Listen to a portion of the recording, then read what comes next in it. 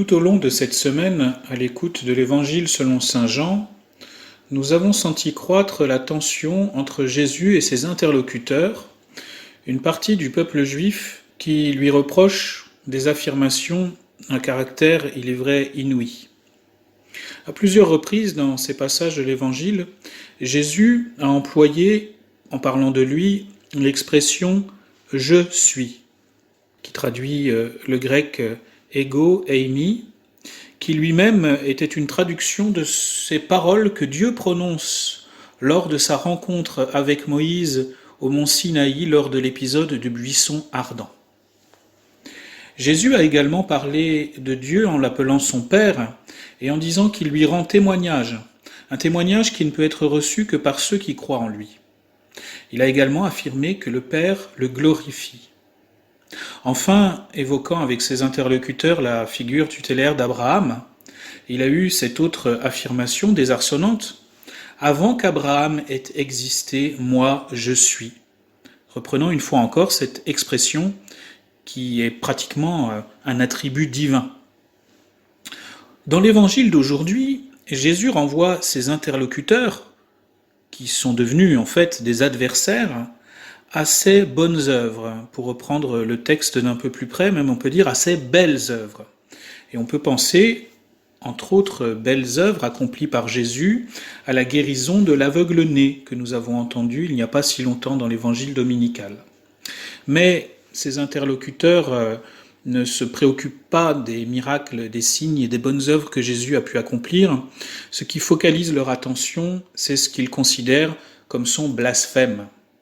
Et littéralement, dans l'évangile de ce jour, ils lui disent « Toi, étant un homme, tu te fais Dieu », conduisant Jésus à les renvoyer, à leur tour, à l'Écriture sainte et à citer un psaume, le psaume 81, la moitié d'un verset de ce psaume qui dit « J'ai dit, vous êtes des dieux », la deuxième partie du verset qui n'est pas citée par le Seigneur, disant « Vous êtes des dieux, des fils du Très-Haut, vous tous ». Cette citation du psaume 81, elle est peut-être plus importante pour nous que pour les interlocuteurs de Jésus à cet instant-là. Elle est importante pour nous parce qu'elle concerne ce qu'il y a de central dans le dessein divin, dans la révélation.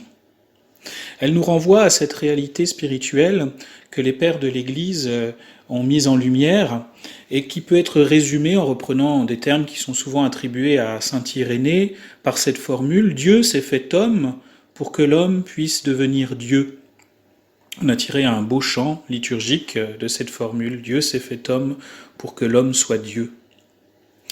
Cette réalité spirituelle, c'est celle que l'on appelle la déification. Et oui, nous sommes appelés à être déifiés. Non évidemment par nos mérites ou par nos efforts, mais uniquement par la grâce de Dieu. Et c'est en effet, dès à présent, dès maintenant, dans notre vie, la grâce que Dieu ne cesse de nous accorder dans la mesure où nous nous disposons à son action en nous, qui débute, qui commence à accomplir cette œuvre de déification. Jésus évoquait les œuvres bonnes, les belles œuvres qu'il a accomplies. On peut considérer que la plus belle de toutes les œuvres que Jésus ait accomplies et qu'il continue à accomplir avec son Père, c'est précisément celle de notre déification.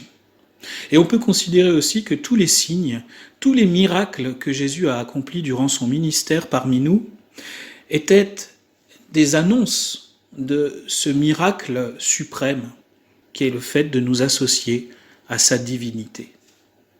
Alors nous qui entendons aujourd'hui cet évangile, nous qui entendons Jésus affirmer sa parfaite unité avec le Père, accueillons aussi cette annonce qui peut nous sembler désarçonnante, qui peut nous sembler inouïe, qui pourrait, comme les interlocuteurs devenus les adversaires de Jésus, qui pourrait aussi nous scandaliser. C'est notre pauvre humanité, c'est notre misère humaine qui est appelée à être déifiée. Oui, nous l'affirmons dans la foi, nous verrons Dieu un jour tel qu'en lui-même, parce que nous lui serons semblables.